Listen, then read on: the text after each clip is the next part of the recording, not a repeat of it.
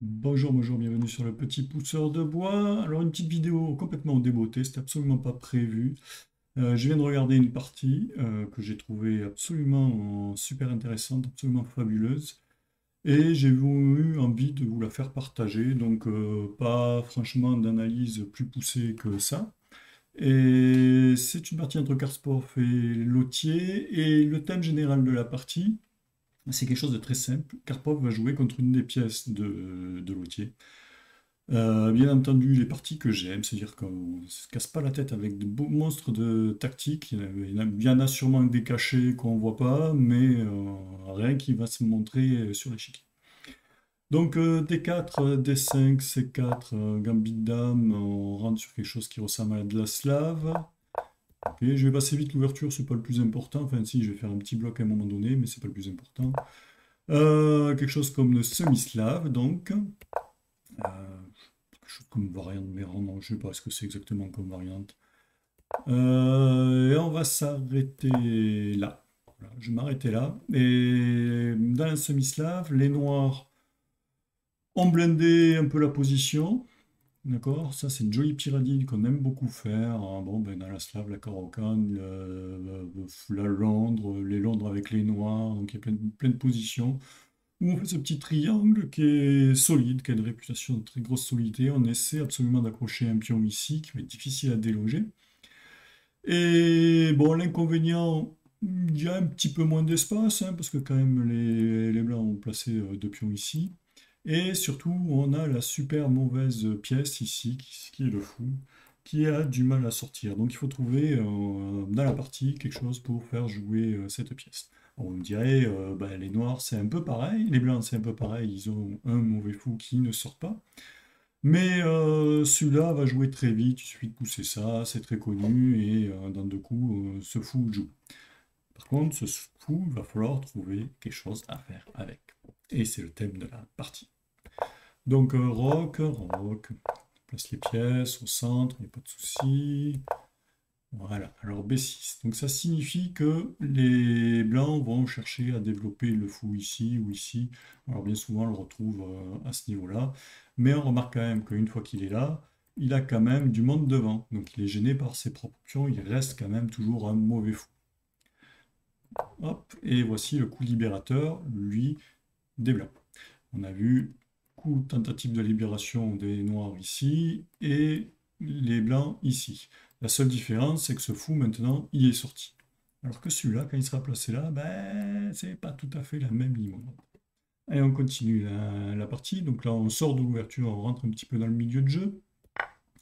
Prise des pions, on échange des pièces, d'accord. Là, on voit quand même que les noirs ont beaucoup moins d'espace. Ils jouent sur 3, les blancs sur 4, et que ces deux pions donnent pas mal de contrôle au centre. Donc, des pièces un petit peu plus agiles, un peu plus d'espace, donc tout va bien pour les blancs. Néanmoins, rien de catastrophique pour les noirs qui se disent, bon, on va changer les pièces, et puis à un moment donné, si on arrive à pousser ça, ou si on arrive à pousser ça, bon, on sera très bien. Allez, ça continue. Bon, ben, tentative d'échange, ça c'est les coups que j'ai du mal à jouer, hein. Quand il y a les noirs en moins d'espace, j'ai du mal à proposer des pièces en échange, en me disant que, alors, même si ce fou est très très bon, euh, c'est toujours difficile pour moi, ça. Hop, hop, échange. On propose encore des échanges, tant qu'à faire. Ils prennent. Alors ici, on a changé et on se retrouve dans une structure qui est complètement égale. Là, il n'y a plus du tout de déséquilibre dans la position. Une colonne qui est ouverte ici, alors pas de déséquilibre. Là, dans la structure de pion, c'est exactement égal. 3, 4 ici contre 4 ici. 3 ici hop, contre 3 ici. Une colonne ouverte où on suppose que plein de choses vont s'échanger, donc on se dit que l'avantage est strictement minime pour les blancs. Un peu plus d'espace, puis on donne un peu d'espace. Ceci dit, ce fou ben, est toujours bloqué. Alors les noirs aimeraient bien jouer ça, mais ils peuvent pas, parce que pour l'instant ils perdent le fou. Hop, ça bouge. On remet une petite pression. On remarquera que la poussée du pion est toujours impossible. C'est simple, hein, c'est simple comme bonjour. On joue contre ce fou et on continue.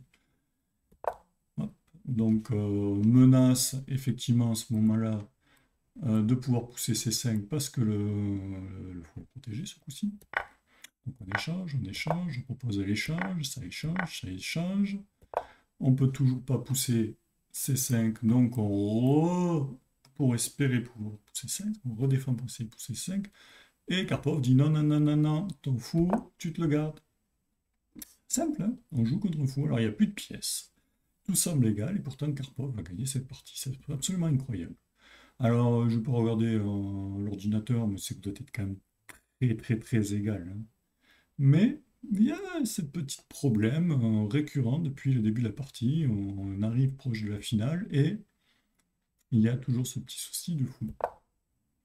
Bon, mais les noirs rentrent dans la position. Bon, ça, c'est les coups difficiles à trouver. Karpov laisse le pion et il dit ce pion, c'est pas grave. En fait, tu as une pièce de moins. Moi, j'ai un pion de moins, mais ton fou ici, c'est une pièce de moins. Voilà un petit peu ce que dit Karpov. Ça, c'est le coup que je pense le plus difficile à trouver. Alors, c'est toujours un coup un peu stratégique, hein. En fait, ça refuse la possibilité de venir défendre ici. La menace des blancs, c'est ça pour gagner le fou. D'accord? Et c'est un petit peu une manière de dire, bon, mais tu peux pas rentrer, tu peux pas venir défendre comme tu veux, quand tu veux.